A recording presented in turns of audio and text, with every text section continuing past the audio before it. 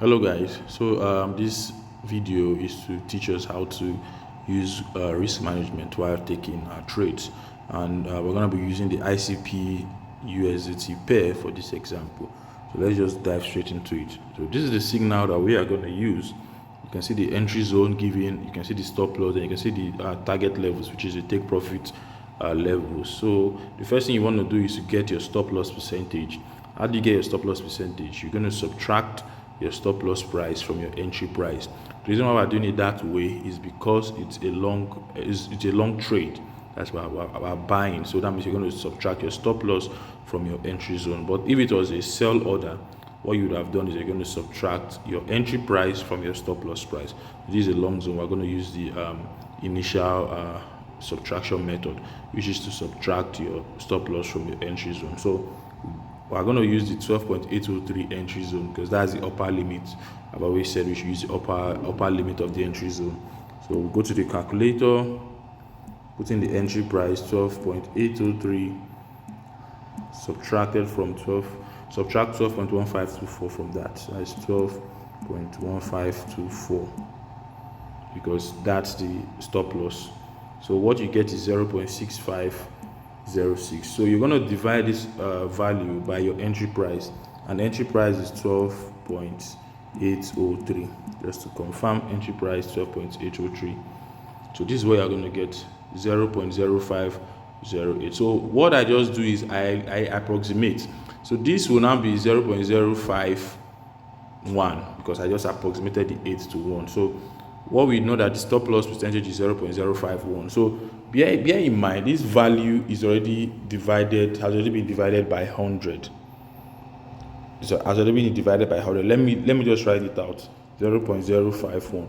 This method has already divided it by 100 because you're not giving the percentage direct.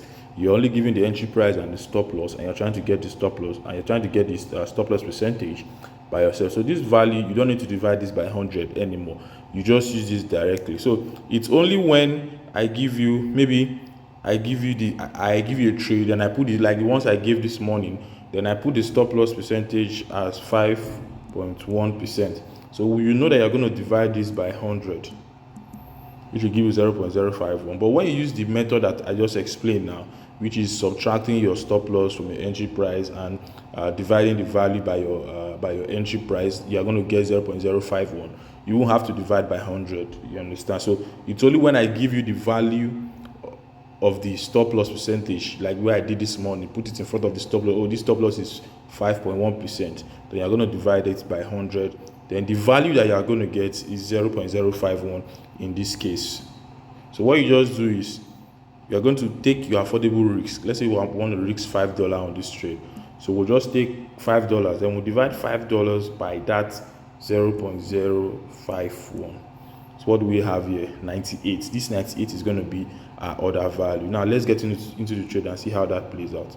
Now I just want to explain something. I'm going to take this trade 2 times because I want to explain something on leverage to you guys. So what I have to do, go to trade, put it at limit order. Our entry price is 12.803 and our order value is 98. So we'll go to take profit and stop loss. It's a long trade, so if it's a short trade, we'll put it here, but it's a long trade, so we'll leave it here. Then we'll put our stop loss at 12.1524. 12.1524. You can see it just falls below $5. That's 4.94, which is almost $5 approximately. Let me just go ahead and put this trade. For your take profit, you are going to use the last target, which is 13.8. That's going to be your last target. That's going to be your take profits, 13.8.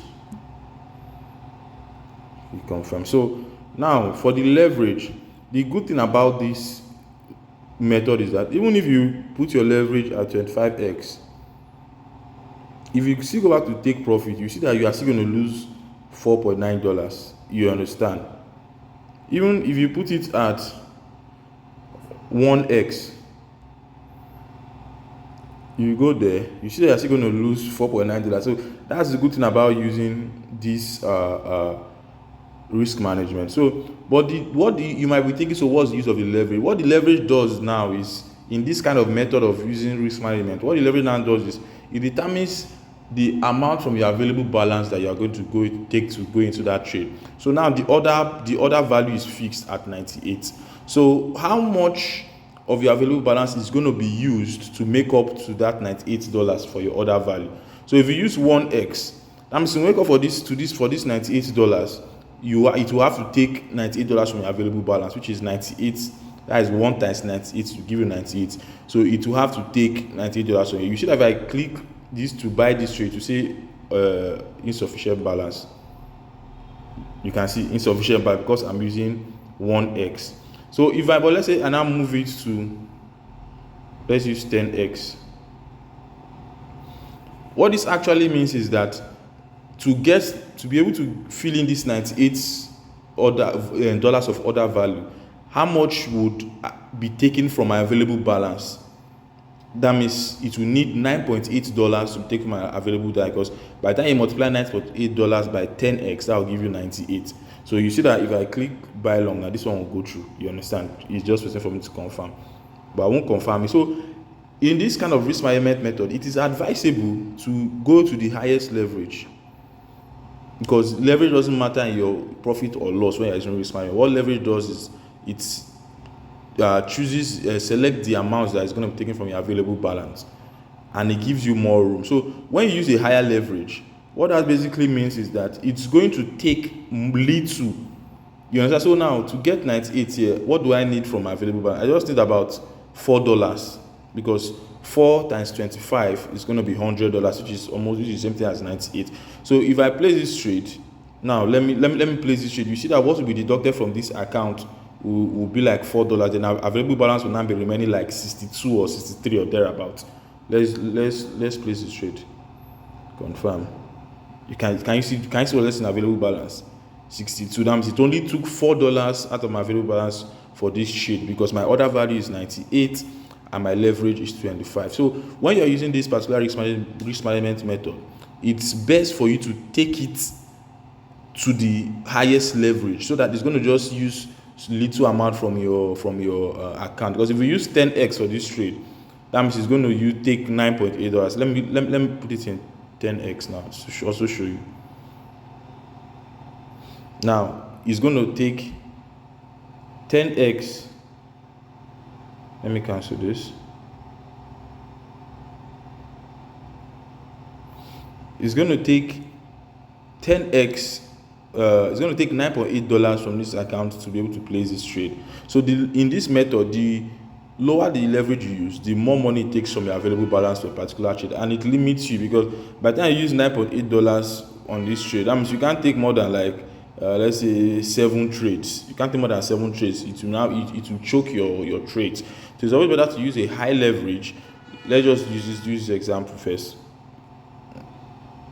Okay, buy long. Confirm. You can see how much has left my balance, almost $10, which is almost $9.8 that it has taken. So that's what it does, and you just have to let me cancel it. See, it has gone back to 66. So that's basically what you need to do. So don't forget, the first thing you need to find stop loss percentage. Once you get your stop loss percentage, divide it. If I give you the direct stop loss percent, maybe I give you, okay, stop loss percentage is 5%. You divide that by 100. The value you get, you're going to divide your affordable risks by that value to be able to get what you are going to use as your order value. Like I did before, you can rewind this video, watch again how I did it. Then when you come here, you select cross, then select the highest leverage. Select the highest leverage. Then you put your TP and SL, which was 12 points. Okay, let's confirm it. 12.1524. 1524. So it won't go higher than this, no matter the leverage you use. The only difference leverage does is it select the amount of money that's going to be taken from your available balance. So it's always better to use the highest leverage in this case. So it only takes more money out of your balance, and to be able to get your arrive at your order value, then I didn't put stop. Okay, let me put the take profit, which is 13.8. I said I'm using the last DTP4 as my take profit. Then confirm. So this is only going to take about $4 from my account. Then I activate it. Another thing you need to watch out for is your liquidation price, which is here. I don't know if you can see it around here. That's your liquidation price. This one in yellow. So in a long trade, you must make sure your liquidation price is lower than your SL. Your SL is 12.152, which is in red here.